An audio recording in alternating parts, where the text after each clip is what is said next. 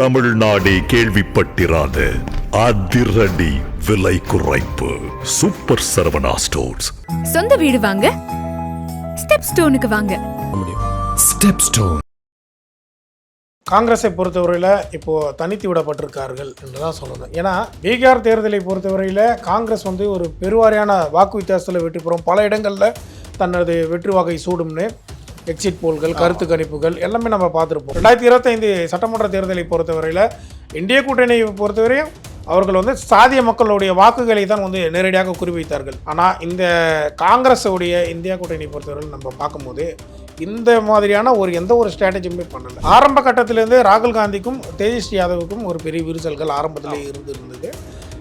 எந்த ஒரு பரப்புரையிலும் இருவரும் பெரிய அளவில் தொகுதி உடன்பாடுல கூட பல்வேறு பிரச்சனை. ஆமாம், தொகுதி உடன்பாடுல ஆரம்ப கட்டத்திலேருந்தே இருந்தது. புலம்பெயர்ந்த தொழிலாளர்கள் ஹரியானால இருந்து ஒரு 6000 தொழிலாளர்களுக்கு மேலாக சிறப்பு ரயில்களில் அழைத்து வரப்பட்டு அவர்கள் வாக்குகளை செலுத்துது. சிறப்பு ரயில்கள் ஏற்பாடு செய்தவர்கள் யாருன்னு பார்த்தீங்கன்னா பாஜகவை சார்ந்த முக்கிய தலைவர்கள். அப்படி அவர்களுடைய சொந்த செலவில் அழைத்து இந்த வாக்குகளை செலுத்தினா அவங்க காங்கிரஸ் கூட்டணிக்காக போட்டிருப்பாங்க, நிச்சயமாக பாஜகவுக்கு தான் போட்டிருப்பாங்க. 6000 பேருடைய கூகுள் பே, பேங்க் அக்கௌண்ட்டெல்லாம் நம்ம சீராய்ந்து பார்த்தோம்னா இவர்களுக்கு எது மாதிரியான ஒரு தொகைகள் கைமாறப்பட்டது, காசோலையாக கொடுக்கப்பட்டதா, பேங்க் பரிமாற்றங்கள் நடந்ததா என்பதெல்லாம் தெளிவாக தெரியும். இப்போ இதே ஸ்ட்ராட்டஜி தான் தமிழ்நாட்டை பொறுத்தவரையில் 2026 தேர்தலில் திமுக கையாளுவதற்கு வாய்ப்பு இருக்கு. திமுக 10,000 கொடுக்க வாய்ப்பு இருக்கா? கொடுப்பதற்கு அதிகமான வாய்ப்பு இருக்கு. பீகார் நம்ம எடுத்துக்க முடியாது, தமிழ்நாட்டையும் பீகாரையும் ஒப்பிடும். பீகார் மக்கள் அங்கே பணம் வாங்கிட்டாங்க, ஓட்டு போட்டு, தமிழ்நாட்டு மக்கள் ஓட்டு போடுவாங்களான்னா அது சந்தேகம். ஃபைன் டைம் மீடியா நேயர்களுக்கு வணக்கம். இன்று நம்மோடு இணைந்திருப்பவர் பத்திரிகையாளர் திரு தந்தி பிரவீன்ராஜ் அவர்கள். வாருங்கள், அவரிடம் அரசியல் சார்ந்த பல்வேறு கேள்விகளை முன்வைக்கலாம். வணக்கம் சார். வணக்கம், சொல்லுங்க. பீகார் எலெக்ஷனுக்கு அப்புறம் ஒரு மிகப்பெரிய ஒரு அரசியல் மாற்றம் ஏற்பட்டிருக்கிறதா பல அரசியல் ஆய்வாளர்கள் சொல்லிக்கிட்டே இருக்காங்க. குறிப்பாக பார்த்தீங்கன்னா தமிழ்நாட்டில் தாவேகாவும் காங்கிரஸ் கூட்டணி அமையும்னு ரொம்ப ஸ்ட்ராங்காக சொல்லிட்டு இருந்தவங்க கூட இப்போ ரொம்ப இது வாய்ப்பு இல்லை அப்படின்ற மாதிரி சொல்ல ஆரம்பிச்சிட்டாங்க. இது வாய்ப்பு இருக்கா இல்லையா? காங்கிரஸை பொறுத்தவரையில் இப்போ தனித்து விடப்பட்டிருக்கார்கள் என்று தான் சொல்லணும். ஏன்னா பீகார் தேர்தலை பொறுத்தவரையில் காங்கிரஸ் ஒரு பெருவாரியான வாக்கு வித்தியாசத்தில் வெற்றி பெறும், பல இடங்களில் தனது வெற்றி வாகை சூடும்னு எக்ஸிட் போல்கள், கருத்து கணிப்புகள் எல்லாமே நம்ம பார்த்துருப்போம். 60 இடங்களில் போட்டிகிட்டு இருந்தாங்க, சொற்பமாக இடத்துலையும் வெற்றி பெற்றிருக்காங்க. இது ஒரு படு தோல்வி என்று தான் சொல்ல வேண்டும். காங்கிரஸை பொறுத்தவரையில் காங்கிரஸுடைய அந்த ஸ்ட்ராட்டஜிஸ் எதுவுமே ஒர்க் ஆகலை.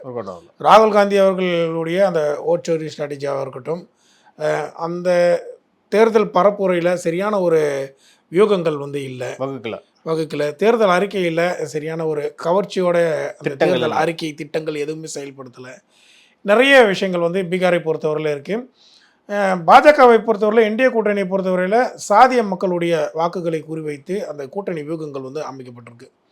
யாதவ் மக்களுடைய வாக்குகள் ஐக்கிய ஜனதா தளம் கைப்பற்றியிருக்கு.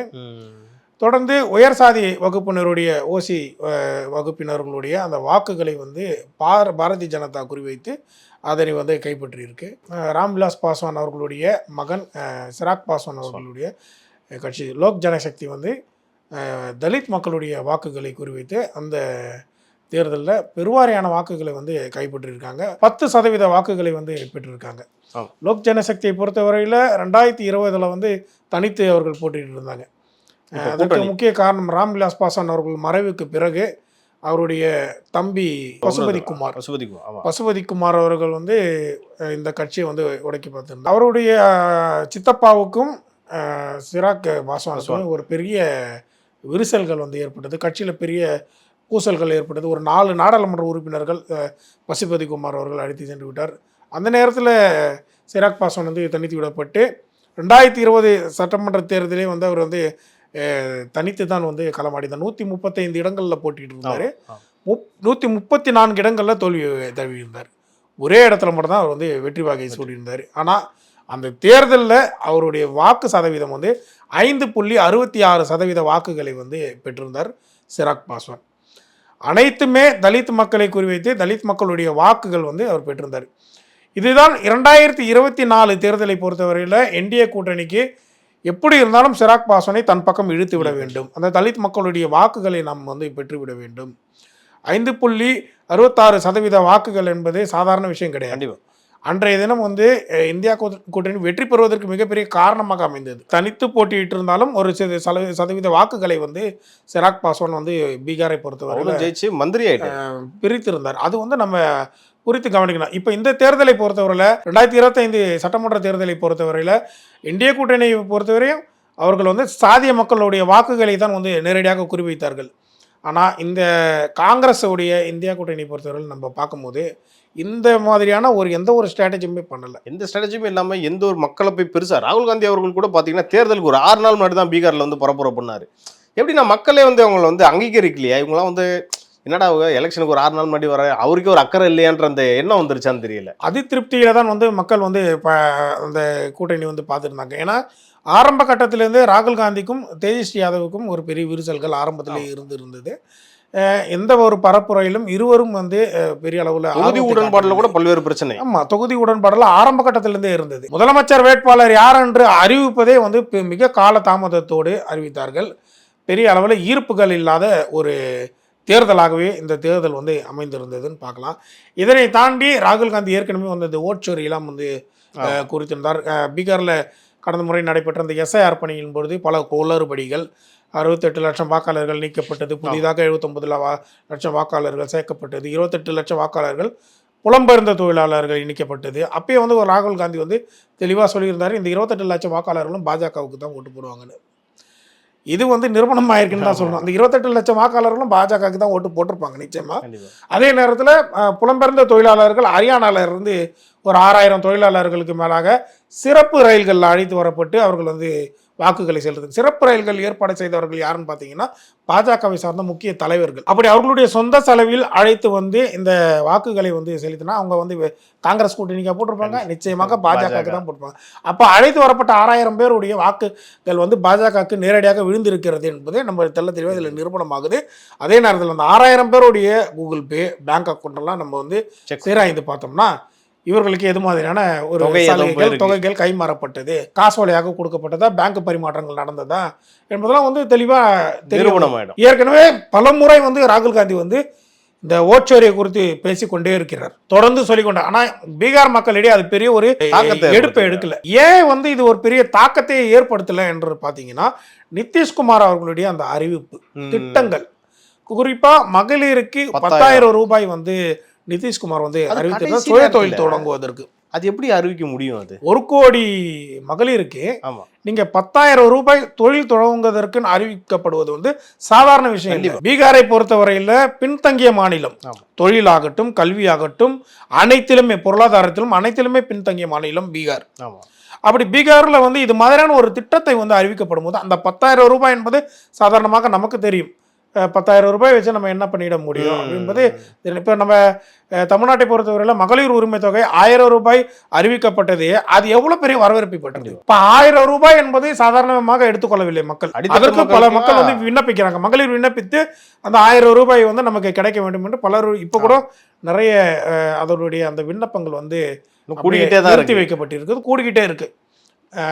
அதோடைய அடுத்த கட்டங்கள் எத்தனை பேருக்கு கொடுப்பாங்க என்பதெல்லாம் இனிமேல் பொறுத்திருந்து பார்க்கணும். கொடுக்கணும், 2 மாசம் அப்புறம் கொடுக்க போறதா சொல்றாங்க. 1000 ரூபாய்க்கே இவ்வளவு பெரிய வரவேற்பு இருக்குன்னா 10,000 ரூபாய்க்கு, அதுவும் பின்தங்கிய மாநிலம், பொருளாதாரத்தில் பின்தங்கிய மாநிலம், கல்வியில பின்தங்கிய மாநிலம், அனைத்திலுமே பின்தங்கிய மாநிலமாக இருக்கக்கூடிய பீகாரை பொறுத்தவரையில் 10,000 ரூபாய் என்பது எப்படிப்பட்ட ஒரு அவர்களுக்கு ஒரு பெரிய ஒரு வரவேற்பு பெறக்கூடியதாக. எப்படி சொல்றாங்கன்னா எதிர்கட்சியினர் என்ன சொல்றாங்கன்னா இது வந்து அரசே வந்து பணப்பட்டுவாடா செஞ்ச மாதிரி இருக்கு எலெக்ஷனுக்குன்றாங்க. இது வந்து ஏத்துக்கலாமா இந்த வாதத்தை? ஆரம்பத்திலே கொடுத்துட்டாங்க. அப்ப நீங்க என்ன பண்ணிட்டு இருந்தீங்க? பணப்பட்டுவாடா செய்யறாங்க என்பது வேற, ஆரம்பத்திலே கொடுத்துட்டாங்க. அப்ப உங்களுடைய அரசியல் வியூகங்களை வந்து நீங்க அது கேட்ட போல நீங்க வகுத்து இருக்கணும். இப்ப இதே ஸ்ட்ராட்டஜி தான் தமிழ்நாட்டை பொறுத்தவரையில 2026 தேர்தலில் வந்து திமுக கையாளுவதற்கு வாய்ப்பு இருக்கு. ஏற்கனவே மகளிருக்கு 1000 ரூபாய் கொடுத்தார்கள். அடுத்ததாக இது மாதிரியான ஒரு புதிய திட்டங்கள், ஏன்னா இங்க மக்களுக்கு வந்து பணத்தை கொடுத்து தான் வாக்கை வந்து பறிக்க முடியும் என்ற திமுக 10,000 கொடுக்க வாய்ப்பு இருக்கா? கொடுப்பதற்கு அதிகமான வாய்ப்பு இருக்கு. 10,000 ரூபாய் வந்து நேரடியாக கொடுக்குறாங்களோ, ஏதாவது திட்டங்கள் மூலம் இப்பொழுது நிதிஷ்குமார் அவர்கள் அறிவித்தது போல மகளிருக்கான ஒரு சுய தொழில் துவங்குவதற்கான திட்டங்கள் போன்று வேற ஏதாவது ஒரு திட்டங்களை புகுத்துவதற்கு, அதன் மூலமாக வாக்குகளை பறிப்பதற்கு வாய்ப்பு இருக்கு. இல்லை, இவங்க ஏற்கனவே பல்வேறு வாக்குறுதிகளை கொடுத்து எதுவுமே நிறைவேற்றலைன்ற குற்றச்சாட்டு இருக்கு. இப்போ இதை மக்கள் நம்புவாங்களா சார்? இப்போ மக்களுக்கு வந்து என்ன ஒரு இதுன்னு பார்த்தீங்கன்னா, கொடுக்கறத வாங்கிக்கிறாங்க, வரக்கூடிய திட்டங்களும் வாங்கிக்கிறாங்க. நீங்கள் எந்த இலவசம் கொடுத்தாலும் மக்கள் வேண்டாம்னு சொல்லவே சொல்ல மாட்டாங்க. நம்ம மக்கள் வெள்ள நிவாரணம் 2000 ரூபாய் கொடுத்தீங்கன்னா ரேஷன் கடை முழுவதும் அங்கே இருக்கக்கூடிய கியூகள் பார்த்தீங்கன்னா நைட்டுலேருந்து காலையில் வரை நிற்கக்கூடிய கியூகள்லாம் இருக்கு. நீங்கள் பார்த்துருப்பீங்க. பீகார் வந்து நம்ம எடுத்துக்க முடியாது, தமிழ்நாட்டையும் பீகாரையும் ஒப்பிட முடியாது. கரெக்ட். பீகார் மக்கள் வந்து அங்கே பணம் வாங்கிட்டாங்க ஓட்டு போட்டு, தமிழ்நாட்டு மக்கள் ஓட்டு போடுவாங்களான்னா அது சந்தேகம் தான். ஆனால் பீகார் மக்கள் கூட அந்த 10,000 தான் இவ்வளோ பெரிய வாக்கு வித்தியாசத்துக்கு பாஜக வெற்றிக்கு காரணம் நம்ம எடுத்துக்க முடியாது. நிறைய குளறுபடிகள் இருக்குது சார். இதில் ஆரம்பத்தில் இருந்து நம்ம சொன்ன போல ராகுல் காந்தி அவர்கள் ஒன்றாக வைத்திருந்தார்.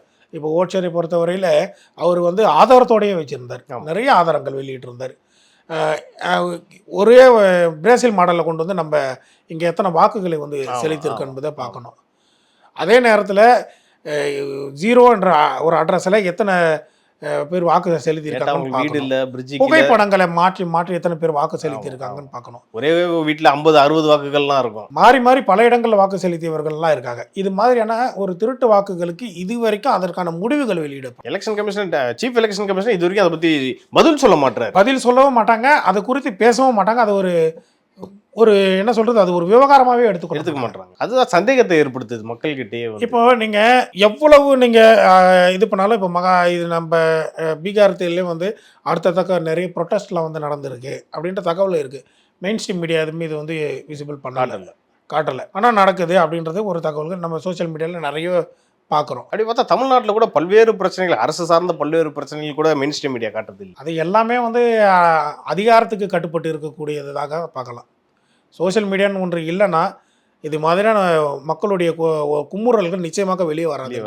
அப்படிதான் எடுத்துக்கணும். வருகின்ற 2026 சட்டமன்ற தேர்தலை பொறுத்தவரையில் தமிழகத்தில் பெரிய ஒரு தாக்கத்தை ஏற்படுத்தக்கூடிய வகையில் அமையும். ஏன் காரணம்னு பார்த்தீங்கன்னா விஜய் அவர்களுடைய அந்த அரசியல், தாவேகா உடைய அரசியல் வந்து எப்படி இருக்க போகிறது, விஜய் அவர்கள் எத்தனை லட்சம் வாக்குகளை வந்து பறிக்கப் போகிறார், அவருடைய அரசியல் ஸ்ட்ராட்டஜி எப்படி இருக்க போகிறது, தேர்தல் அறிக்கைகள் எப்படி இருக்க போகிறது, என்ன இலவசங்கள் அதாவது அறிவிக்க போகிறாரா, இல்லை மக்களுக்கான திட்டங்களை வந்து அறிவிக்க போகிறாரா, கவர்ச்சியான அறிவிப்புகள் எதுவும் இருக்கான்ற மாதிரி, இல்லை ஊழல்களை எதிர்த்து அவருடைய அரசியல் வந்து நிற்க போகிறதா, ஊழல்வாதிகளை வந்து இங்கே படம் பிடித்து காட்டப் போகிறாரா, நிறைய அவர் மீது பெரிய எதிர்பார்ப்பு இருக்குது. இளைஞர்களுடைய வாக்கு வந்து விஜய் அவர்களுக்கு கணிசமாக இருக்கிறது என்பது அனைவருக்கும் தெரிந்த உண்மை அப்படின்னு எடுத்துக்கணும். அந்த ஜென்சி வாக்காளர்களுடைய அனைத்து வாக்குகளுமே வந்து நேரடியாக கொத்தாக போகிறது விஜய்க்கு என்று தான் பார்க்கணும். இந்த விஷயம் வந்து இந்த எலெக்ஷனில் பிரதிபலிக்குமா இல்லையான்றதை நம்ம பொறுத்திருந்து தான் பார்க்கணும். இன்றைக்கி வந்து நம்ம நடப்பு அரசியல் பற்றி நம்ம நிறைய பேசணும். இது குறித்து அடுத்தடுத்த நிகழ்ச்சிகள் இன்னும் நம்ம டீட்டெயிலாக பேசலாம் சார். நன்றி சார். நன்றி.